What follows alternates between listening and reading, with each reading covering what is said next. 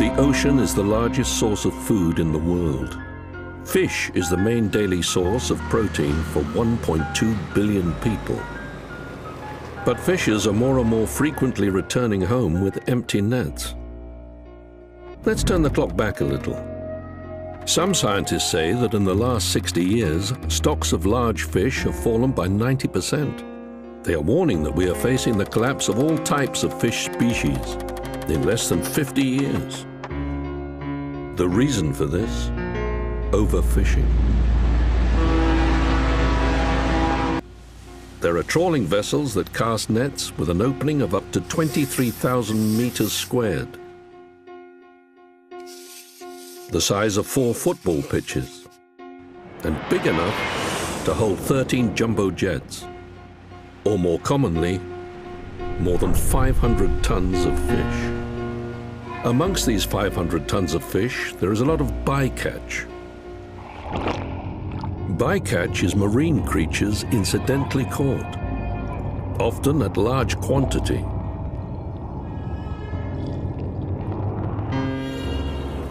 Typically, shrimp trawlers throw 80 to 90% of the marine creatures caught back overboard. This means that for 1 kilo of shrimp, up to 9 kilos of other marine wildlife is caught and wasted. We protect around 1% of our marine surface area, even though 71% of our planet is covered by water. A tiny proportion, considering we protect 12% of our land surface area. Fish are worth more to humanity than gold. Over 1 billion people rely on fish as their primary protein source, and over 500 million people count on the oceans for their livelihoods. We need healthy oceans to support our way of life.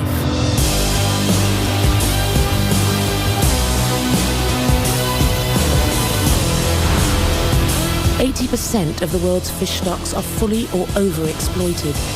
90% of the top ocean predators have disappeared. We are overfishing our oceans. Each year, billions of marine animals, including many endangered species, become bycatch, the unintentional victims of indiscriminate fishing practices.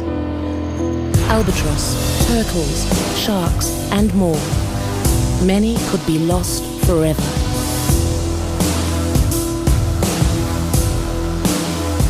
Oceans are complex, interconnected systems. Damage one part and all the others suffer too.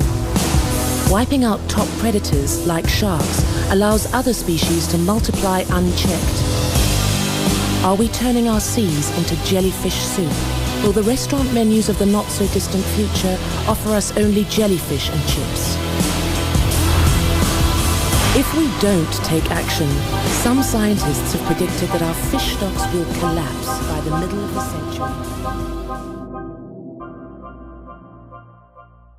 The solution is an aquatic life image recognition that allows the user to recognize in real time what species is observing, bringing him awareness if the species is in danger of extinction, allowing the individual to make a better informed decision regarding his actions.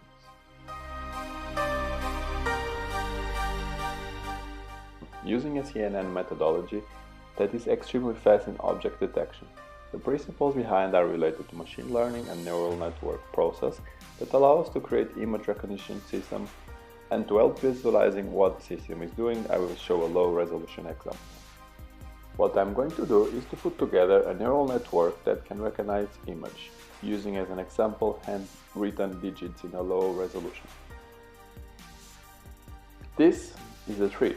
It's locally written and rendered at an extremely low resolution, 28 by 28 pixels, but your brain has no trouble recognizing it as a tree.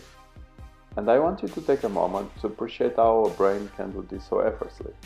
This and this are also recognizable as a tree, even if the specific values for each pixel is very different from image to the next. The sigmoid function represents a more compact way to represent the neural network connections.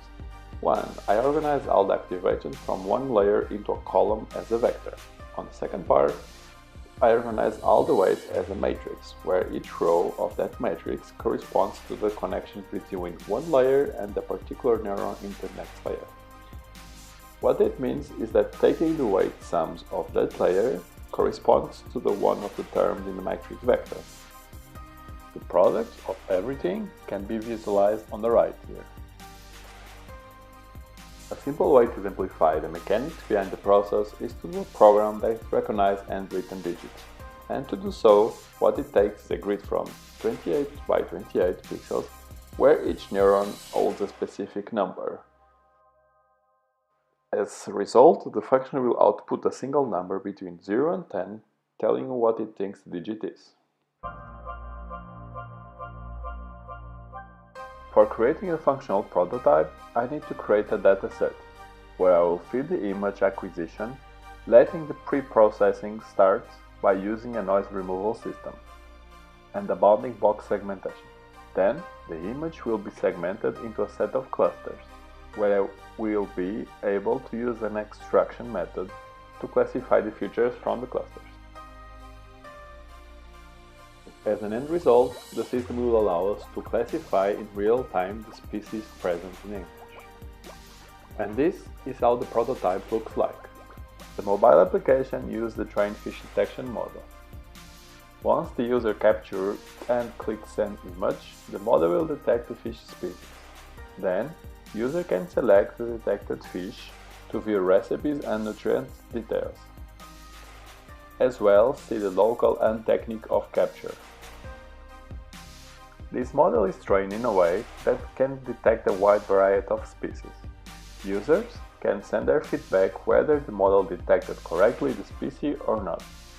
Once the application detected the fish, this feedback will be saved in the server, so the data is periodically trained, helping to improve the identification model.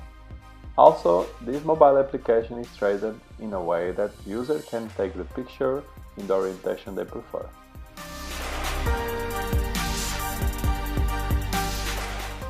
Will allow you to know the regulations for your catch, encouraging sustainable fishing practice, and also to teach about marine life and the fishing responsibly, minimizing the environmental impact.